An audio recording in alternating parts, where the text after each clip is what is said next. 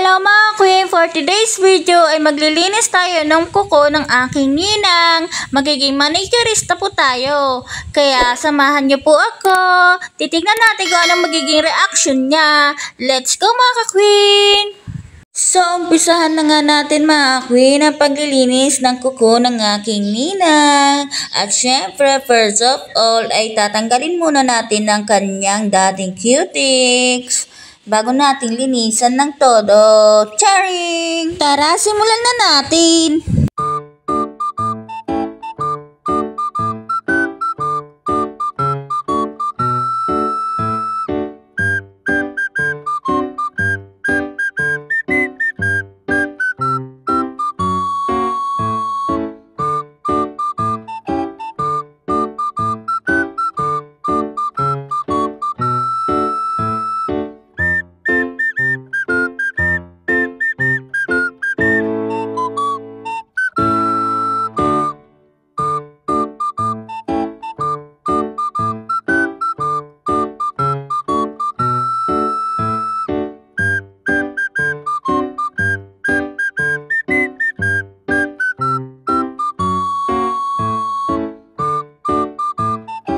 At pagkatapos ko ang tanggalin lahat ng dating cutics niya, ay diretso ko na nga nilinisan kaagad para naman magmukhang tao ang kanyang mga paa. Charing! Joke lang po, ay baka naman ninang. Pero in fairness ninang ha, hindi ka nasasaktan sa aking pagkukutkod. Masanay ka na sa akin. Ganito talaga ako maglinis. Talagang kinukudkod ko ng husto. Hanggang sa maubos ang kuko mo. Joke lang po, charing! Kaya sa mga gustong magpalinis dyan na maubos ang kuko, i-message nyo lang ako. Charing! Huwag kayong mag-alala, hindi naman mamamaga ang inyong mga kuko. Basta magtiwala lang kayo sa akin. Ako pa ba? Yakang-yaka ko ito. Joke lang po. Hihihi. Masyado na tayong maraming kuda, kaya ipagpatuloy na natin ang aking paglilinis. Charing!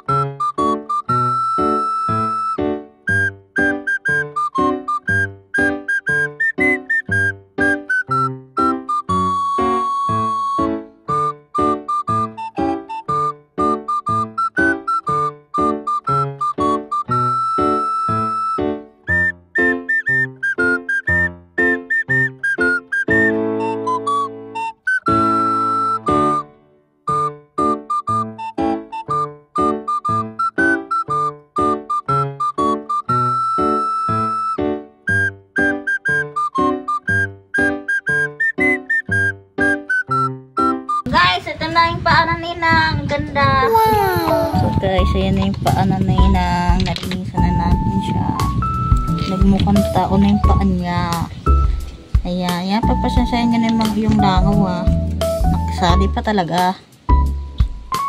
At natapos ko na nga linisan ng kanyang mga kuko, ay diretso ko na nga nilagyan ng pampakulay, ng cutics, para naman kaayang-ayang tignan ng kanyang mga paa. At hindi siya nagiging madungis tignan. Maganda kasi sa mga kuko natin ay panatilihing laging malinis. Kailangan din kasi nating alagaan ang bawat parte ng ating mga katawan. Dahil bawat parte ng katawan natin ay may buhay yan. Kaya maging malinis tayo sa ating mga katawan. Kasi kapag pinabayaan mo ang isa ay damay na lahat. Joke lang po, charing! Pero hindi ko naman sinasabing araw-araw mong palinisan. Pwede naman palinisan mo ng 2 beses sa isang buwan. Ay siya ka, mauubos talaga ang kuko mo kapag araw-araw mong pinalinisan. Kaya dapat 2 beses lang sa isang buwan ang pagpapalinis mo ng iyong kuko. Para hindi ito maubos. Joke lang po, charing! In fairness, si Ninang hindi nasasaktan ha. Ang dami niya na kasing murder. Pero okay lang, natanggal naman natin yung dry skin at mga ingrown na nagpapasakit sa mga kuko natin sa mga paa. At dito nga nilagyan ko lang ng acetone ang pampakintab dahil malapit na itong matuyot. Kapag kasi hindi nagagamit, natutuyot ito. Wala pa kasi pambili si Queen ng mga bagong cutics. Kaya ito muna, pansamantalang gagamitin natin. Okay pa naman daw, sabi ni Ninang. Ang mahalaga daw ay nalinisan natin ang kanyang kuko. At kita niya naman ang kanyang reaction sa mukha, sa kanyang kuko. Mukhang nasatisfy siya sa ginawa ko. Syempre, libre Joke lang po, Chari! At eto na nga, malapit na po tayo matapos sa paglilinis ng kanyang kuko. Konting kebot na lang at matatapos na natin to. Kaya konting tiis, konting aray. Ayan na. So mga kakwento na nga po pala yung finished product natin na napakaganda. Nagmukhang tao ng pangapaan niya. So hanggang dito na lamang po. Mag-ingat po kayo palagi. And God bless po. Ingat! Thanks for watching. Don't forget to like, comment, and share. And subscribe.